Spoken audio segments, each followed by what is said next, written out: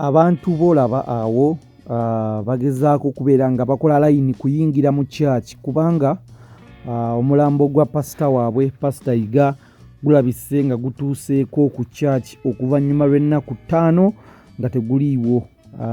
Yafa ku lunaku lwa Monday naye leero lwe basoose okumuleetako ku church. Gibadde miranga gyokka abantu nga bakaaba nga balaga pasita waabwe omukwano. Kwaniriza nnyo ku MMTV webali nnyo okubeera nga weekuumira ku MMTV, webali nnyo okusubscribinga, webali nnyo okulikinga, ate webali nnyo okukomentingako ne banno nabo no interactingako nabo. Bwe yakatwegatako webale kubeera ng'otwegasseeko subscribinga wansi awo tulabike nga tutambula wamu ffenna each and every single time obeere nga tosubwa gulire tuba tukuleetedde. Eno emmotoka gy'olaba awo eri mu kika kya limousine yereese omulambo gwa pasita Yiga ogwafa omusajja yafa ku Monday.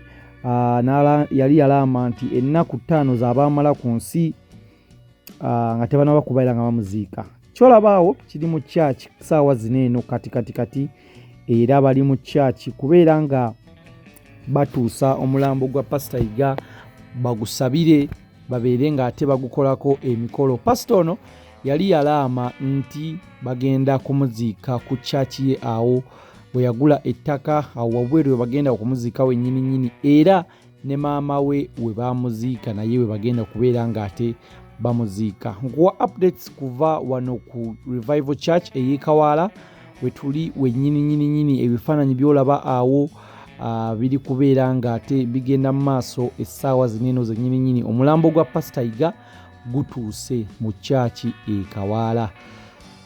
Gibadde miranga gyokka abantu nga bakaaba, abantu nga bagezaako kubeera nga bajjukira, baggyeko masiki zaabwe ne baziteeka wansi basobole okubeera nga bakaabira pasita waabwe bulungi. Gibadde miranga gyokka, mbeera eri ttaafu nnyo, mbeera ya kwennyamira, mbeera ya kinnyika ggobe yokka olunaku olw'amakya ga leero. Oyo golaba awo y'omu ku bagoberezi ba pasita Yiga abagezaako okubeera nga ate bamukungubagira. Buli omu afunyemu budde kukungubagira pasita we engeri gy'abadde amwagalamu. Nga bw'obalaba awo tekisosodde bakadde, bawala, balenzi, bato, bavubuka, bonna bali mu mbeera y'emu kubeera nga bakaaba. Omwoyo gw'omugenzi Omukama agulamuze ekisa abeere nga ate amusonyiwa ebyo ebyamusobako pasita Yiga, pasita w'abantu ow'e Kawaala. Waliwo omukyala amanyikiddwako amannya agajjuli, omukyala nga bw'omulaba awo ye nnamwandu omukulu owa pasita Yiga era agambye pasita Yiga y'omu ku bantu ensonga lwaki abadde agyenyumirizaamu kubanga bajja bonna ku Kawaala ne bajja ne bazimba church bonna era abadde akaaba ng'agamba pasita Yiga church kati ogindekedde, gye church gye twazimba ababiri mazima ddala ogindekedde.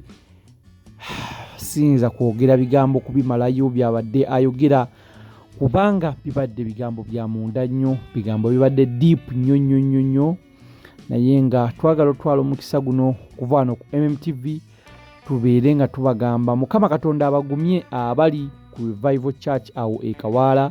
Mukama Katonda abagumye. Tewali kyama kye tuyinza kukola naye just okuba tukuyimirira nammwe okubeera nga ate tubasaasira baganda baffe.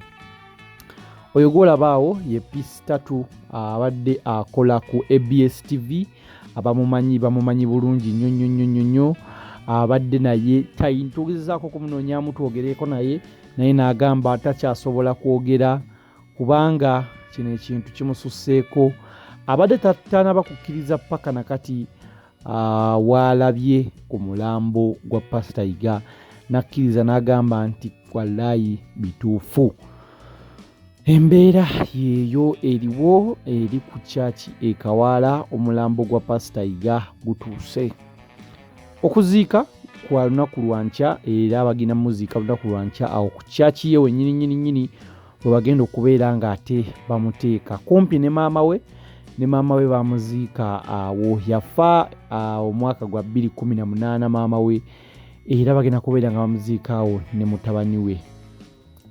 tabani we bagenda kuba bamuteekaawo mama we waali. Embeera yeeyo eri ku Revival Church e Kawaala.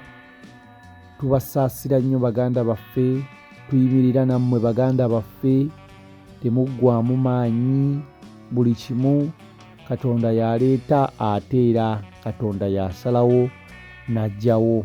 So muyimirire naffe baganda baffe, muyimirire ne baganda baffe aba Revival Church. Okuviirwako omusumba si kintu kyangu, naye abantu bo bangi nnyo layini nga bw'oziraba, layini zirinnya. Bagezaako okubeera nga bayingira mu church okuba eriisa evvannyuma ate ku musumba waabwe. Ebya social distance babivuddeko, tebabiriiko, tebamanyi na kumanya oba korona gyali mu Uganda, naye ate essaawa ya nnaku tosobola kubeera nga ate obibagamba kubanga embeera gye balimu nabo si nnungi nnyo bambi. Obasaasira ebisigadde n'obiza ebbali, naye n'obasaasira n'oyimirira nabo kubanga kye bayitamu essaawa zino si kyangu wadde n'akatono. Okuviirwako omusumba abadde ayamba abangi ennyo, enkumu n'enkumu ez'abantu mubalabye nga bavaayo nga bamu bagamba ono yangulira nze emmotoka, omulala agamba yangulira poloti, omulala agamba abadde aweerera abaana bange, omulala babadde bangi ab'enjawulo. Ndowooza nga bw'olaba awo tekisosoddeemu mwami, mukyala, muwala, mulenzi, muvubuka, muto, mukadde, bonna bali mu mbeera y'emu. Amaziga g'omusajja gava wala, naye ate ono bannange si byangu, naye katubasabire musobole okubeera nga muguma. Tuyimirira wamu nammwe abakungubazi aba Pastor Yiga aba church ya Revival Church e Kawaala. Tuyimirira nammwe, tujja balekerera baganda baffe, tuyimirira nammwe.